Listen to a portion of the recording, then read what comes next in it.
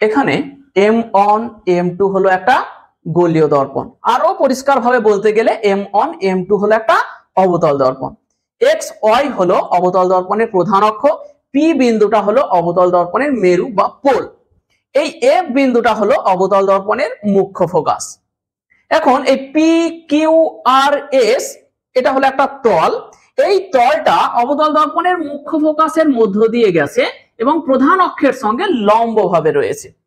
এই যে তলটা একেই বলা হয় ফোকাস তল, অর্থাৎ গোলীয় দর্পণের মুখ্য ফোকাসের মধ্য দিয়ে এবং প্রধান অক্ষের সঙ্গে লম্বভাবে অবস্থিত তলকে বলা হয় ফোকাস তল। আমরা সেটাই লিখেছি, দেখো গোলীয় দর্পণের মুখ্য ফোকাসের মধ্য দিয়ে এবং প্রধান অক্ষের সঙ্গে লম্বভাবে অবস্থিত তলকে দর্পণের ফোকাস তল বলে। তাহলে শর্তটা কি? ফোকাসের মধ্য দিয়ে গেছে এবং প্রধান অক্ষের সঙ্গে লম্বভাবে আছে, তাই PQRS এই তলটা হলো গোলীয় দর্পণের ফোকাস তল।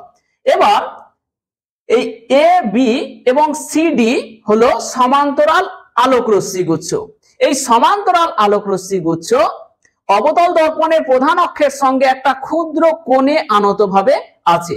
এই আলোকরশ্মিগুলো দর্পণ দ্বারা প্রতিফলনের পর দেখো ফোকাস তলের উপর একটা নির্দিষ্ট বিন্দু F', এই F' বিন্দুটাতে মিলিত হয়েছে।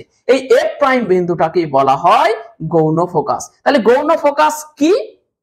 সমান্তরাল আলোকরশ্মি গুচ্ছ গোলীয় দর্পণের প্রধান অক্ষের সঙ্গে আনতভাবে আপতিত হলে দর্পণ দ্বারা প্রতিফলনের পর ফোকাস তলের উপর যে নির্দিষ্ট বিন্দুতে মিলিত হয় সেই নির্দিষ্ট বিন্দুটাকে অবতল দর্পণের গৌণ ফোকাস বলা হয়।